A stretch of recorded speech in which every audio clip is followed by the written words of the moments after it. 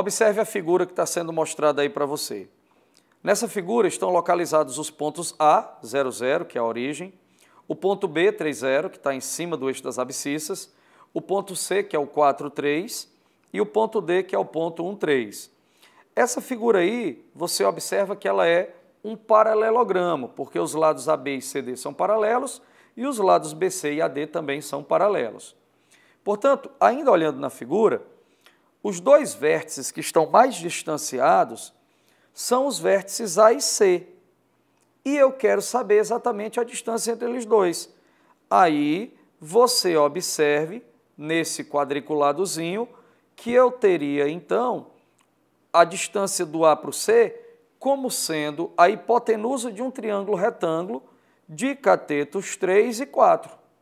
Portanto, a distância do ponto A ao ponto C é a hipotenusa do triângulo de catetos 3 e 4, é o famoso triângulo 3, 4, 5. E a alternativa correta é a alternativa de letra B. A quantidade de bolinhas que tem nas fileiras 35 e 36 é exatamente 35 mais 36, que é igual a 71. E a quantidade de bolinhas que tem nas fileiras 19 e 20 é 19 mais 20, o que dá igual a 39. Portanto, o excesso do número de bolinhas das filas 35 e 36 em relação às filas 19 e 20 será 71 menos 39, o que dá 32 latas. Dessa maneira, alternativa correta, a alternativa de letra C. Você tem um problema de numeração, onde você quer determinar a quantidade de algarismos. Por exemplo, quando você escreve de 1 a 9, você utiliza 9 algarismos. De 10 a 99, são 180 algarismos. De 100 a 999, são 2.700 algarismos. E de 1.000 a 9.999, são 3.600 algarismos. Observe que tudo isso que eu acabei de falar, o problema ele dá no texto base. E a pergunta do problema é exatamente quantos algarismos você utiliza ao escrever de 1 milhão até 9.999.999. Os números de 1 milhão até 9.999.999 são números formados por 7 algarismos. Agora observe o seguinte, quando você escreve de 1 a 9, você gasta 9 algarismos. Quando você escreve de 10 a 99, cada número vai ter 2 algarismos. Seria um múltiplo de 9, porque de 1 a 9 são 9 algarismos, e quando você escreve de 10 a 99, são 180, ou seja, seria o 9 vezes 2, que é a quantidade de algarismos, seguido de um zero. Por isso, 9 vezes 2, 18, com mais um zero daria 180. Seguindo o raciocínio de 100 a 999, de 100 a 999 você tem 3 algarismos. Seria o 9 vezes 3, que é a quantidade de algarismos, que dá 27, seguidos de mais 2 zeros, que daria 2.700. No caso de 1 milhão a 9.999.999, como cada número tem 7 algarismos, você teria 9 multiplicado por 7, porque são 7 algarismos, o que dá 63, seguidos de mais 6 zeros, ou seja, de 1 milhão até 9.999.999, você utilizaria 63 milhões de algarismos para escrever essa sequência. Alternativa de letra C. É uma questão de teoria dos conjuntos. Você vai construir diagramas de Venn. Então, observe o seguinte, ó. Observe esse gráfico, esse diagrama desenhado com essas 4 circunferências aí. Você tem as pessoas que estudam, que falam francês, estudam francês, as que estudam alemão, inglês e russo. Então, ao distribuir todas as informações dadas no problema, você tem esse diagrama aí já com todos esses números representados. E ele quer que você analise a alternativa correta em relação à distribuição dos alunos desse curso. Como o número total de alunos é 150, esse X aí, que está representado na figura, ele vai ser obtido por meio da seguinte equação. 20 mais 4 mais x mais 6 mais 22 mais 1, mais 20, mais 20, mais 24, mais 28, tem que dar igual a 150, o que vai nos dar um x igual a 5. Assim, o número de alunos que estudam simultaneamente as línguas alemão, francês e inglês é 5 e a alternativa correta é a letra A. Observando o gráfico, para calcular o número de faltas no período considerado, você vai fazer o seguinte.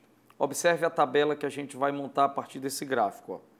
Você tem que, em 8 dias, não houve nenhuma falta.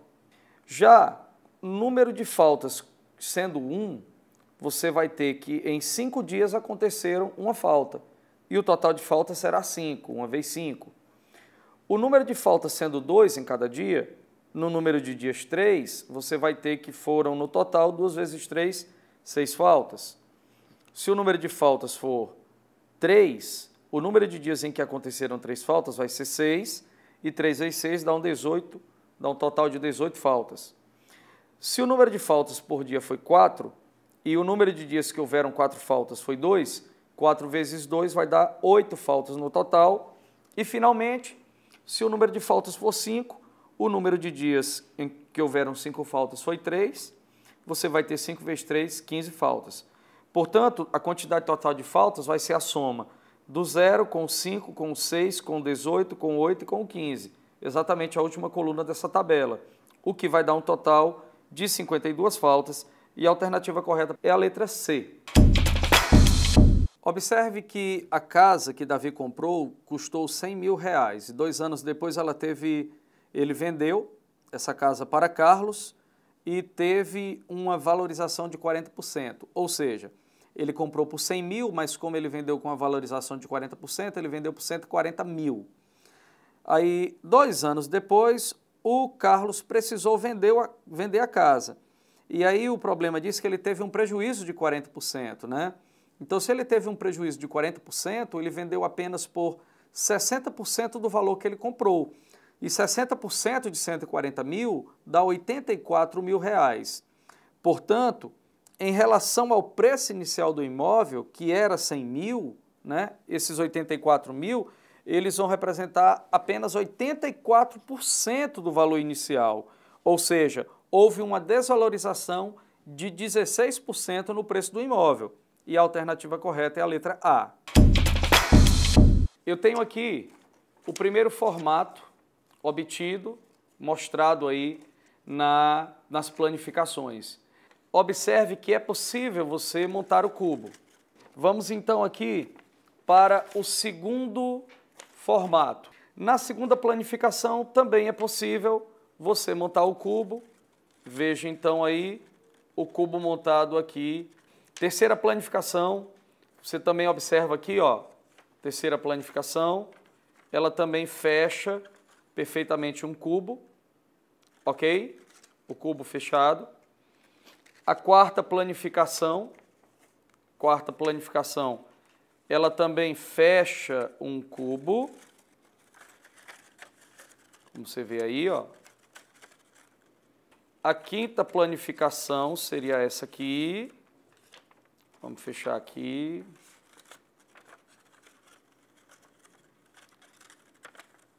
Cubo montado. Sexta planificação. Você tem, então, mais um cubo. Sétima planificação.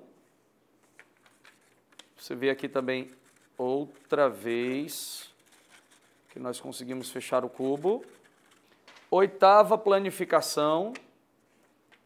Na oitava planificação, aqui está o cubo fechado.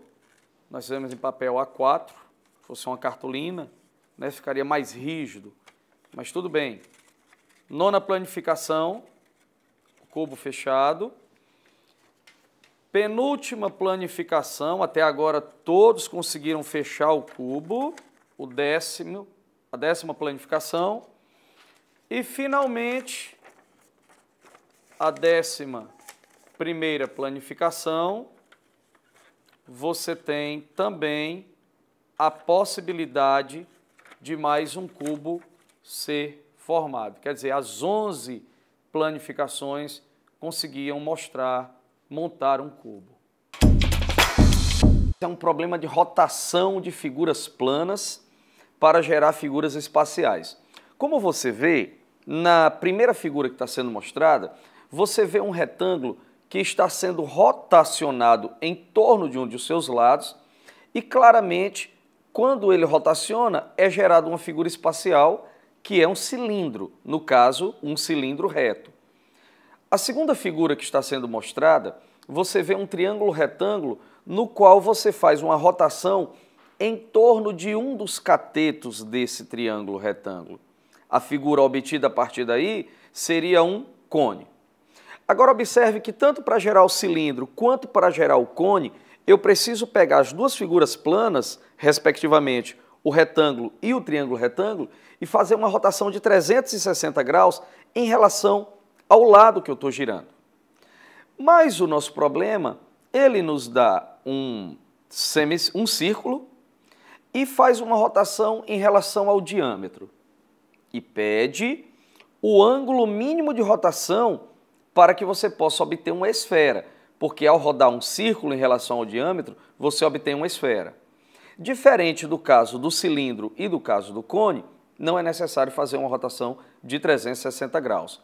É claro que ao rotacionar 360 graus, você também vai obter uma esfera, mas rotacionando apenas 180 graus, você obtém a figura desejada, e isso está na alternativa de letra D.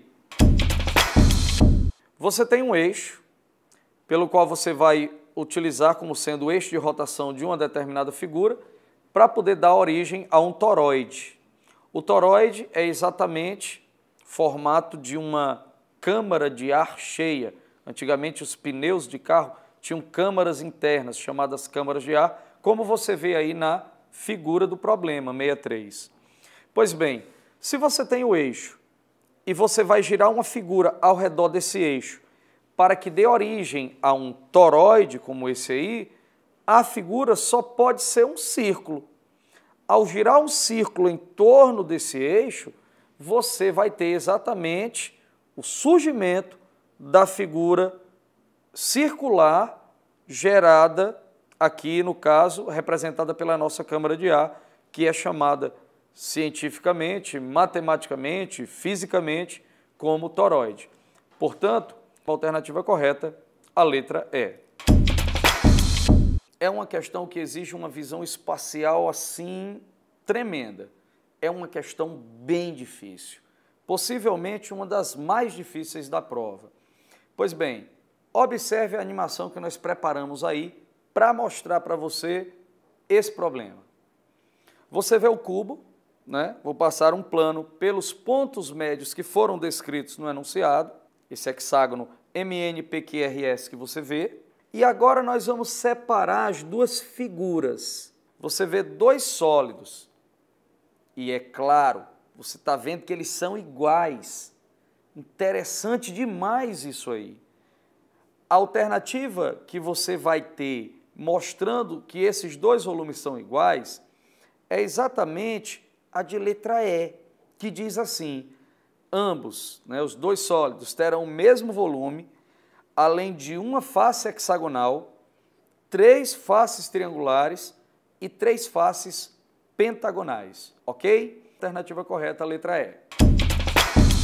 Você tem uma bicicleta, um ponto marcado lá embaixo na bicicleta, na rodinha da bicicleta, ponto P, e à medida que essa roda vai girando, esse ponto P ele vai descrevendo uma figura. Então, eu gostaria que você desse uma olhada aí, nessa primeira animação, ela mostra diversas posições da roda da bicicleta se movimentando, são diversas posições diferentes. E esse ponto P, ele foi desenhado em várias posições diferentes. Então, se eu ligo todos esses pontos, eu vou ter essa espécie de arco, esse arco aí, o conjunto de todos os pontos nos quais o P passa, a trajetória desse ponto P, ela é exatamente essa curva que você vê, seriam como se fosse assim, arcos, não são de circunferências, essa curva é chamada de cicloide. O ponto ele vai descrevendo exatamente essa curva formada por pequenos arcos, que parecem arcos de circunferência, mas na realidade essa curva ela é chamada de uma cicloide. Portanto, a alternativa correta para essa questão é a letra B. Você tem dois poliedros, um poliedro A e um poliedro B. Eu quero falar primeiramente sobre esse poliedro B. Esse poliedro B ele é classificado como um poliedro convexo. Por quê? Se você pegar dois pontos quaisquer no interior desse poliedro e ligar esses dois pontos por meio de um segmento, esse segmento ficará totalmente contido dentro do poliedro. Isso não acontece com o caso do poliedro A, porque existem alguns pontos que você pode escolher no interior dele e quando você liga os dois pontos, o segmento não vai ficar totalmente contido dentro do poliedro. Aí, nesse caso, o poliedro é classificado como côncavo. Vamos para o poliedro B. Ele possui 6 faces, 12 arestas e os 8 vértices. Vamos para o poliedro A. Ele tem 8 faces, 18 arestas e 12 vértices. Ok? Muito bem. A alternativa que tem tudo isso que nós acabamos de descrever e mostrar é a alternativa de letra A. Observe a figura que está mostrada. Você tem 3 pontos destacados, o ponto A, o ponto B e o ponto C. E observe que, de acordo com o texto base, todos esses quadrinhos aí, esses quadrados, né, esses quarteirões, eles são quadrados. Portanto, quando você liga os pontos A, B e C, você obtém um triângulo. E observe que quando você liga do A para o B, a ligação do A para o B ela vai ser exatamente diagonal dos dois quadrados que distanciam os pontos A e B. E quando você liga o B para o C, o segmento que liga BC também será diagonal dos 3 quadrados que distanciam os pontos B e C. Dessa forma, a diagonal do quadrado, ela é bissetriz desse ângulo de 90 graus. Portanto, a diagonal AB, ela é bissetriz do quadradinho que está colado no B, e a diagonal BC vai ser bissetriz do quadradinho que está também formado no ponto B. Dessa maneira, esses dois lados, o lado AB e o lado BC, eles vão formar um ângulo reto, um ângulo de 90 graus. A gente quer saber o quarteirão que possui o ponto que equidista, aliás, de A, B e C. Como o triângulo é retângulo, o ponto que vai equidistar desses 3 vértices será o ponto médio da hipotenusa. É o circuncentro do triângulo retângulo ABC. E o circuncentro do triângulo retângulo ABC, ele é exatamente o ponto médio da hipotenusa. É esse ponto que é equidista dos 3 vértices do triângulo.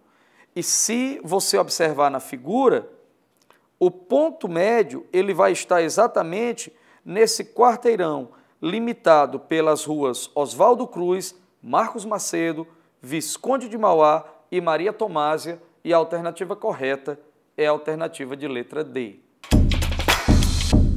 Você vai ligar os pontos A, B e C da nossa figura, como aparece aí para você ver, e aí você observe que as laterais elas são quadrados. Digamos que são quadrados de lados x. Observe a figura. Se você tem quadrados de lado x, a diagonal que vai de A até B, ela mede x raiz de 2.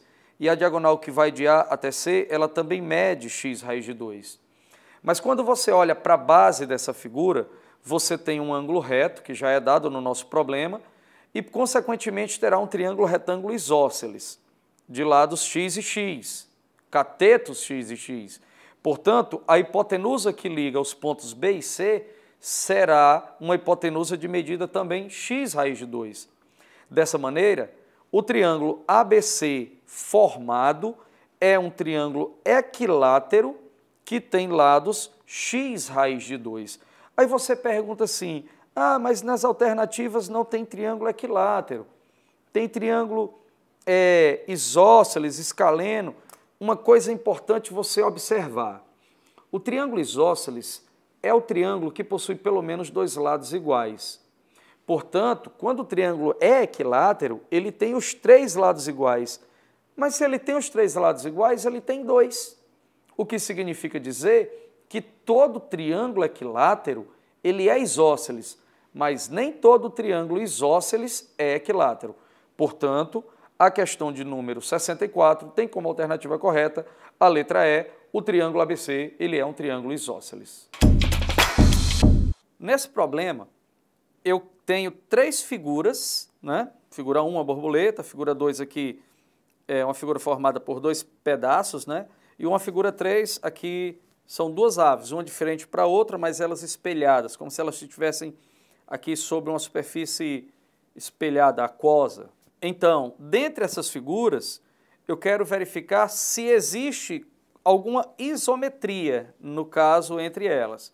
Né? Isometria é uma transformação geométrica, onde as figuras permanecem todas com as mesmas medidas. Isometria.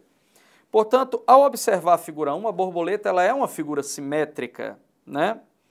A figura 2 também tem uma simetria, e a terceira figura, essa aí, com certeza também é uma figura simétrica. Portanto, nas três figuras você percebe que simetria, e a questão 155 vai ter como resposta a letra E, dizendo que há simetria nas três figuras. Você tem a representação de uma régua, que tem duas graduações, uma em polegada e outra em milímetros. E ele pede para você calcular o valor da expressão 3/4 de polegada mais 1/8 de polegada menos 1 milímetro. E o texto, dado no problema, ele te informa que uma polegada ela corresponde a 25,4 milímetros. Portanto, ao fazer a expressão 3/4 de polegada mais 1/8 de polegada menos 1 milímetro, ela se torna 0,75 polegadas mais 0,125 polegadas menos 1 milímetro. Quando você soma 0,75 com 0,125 polegada, você vai obter 0,875 polegada. Só que cada polegada corresponde a 25,4 milímetros. Portanto, você multiplica 0,875 por 25,4, aí você vai ter uma medida em milímetros e depois você diminui de 1 milímetro, que é o milímetro que tem na expressão, o que vai dar 21,225 milímetros. Aí quando você olha para a figura, essa medida de 21,225 milímetros, ela estaria melhor representada pela alternativa, pelo ponto C. E o ponto C está exatamente na alternativa de letra C.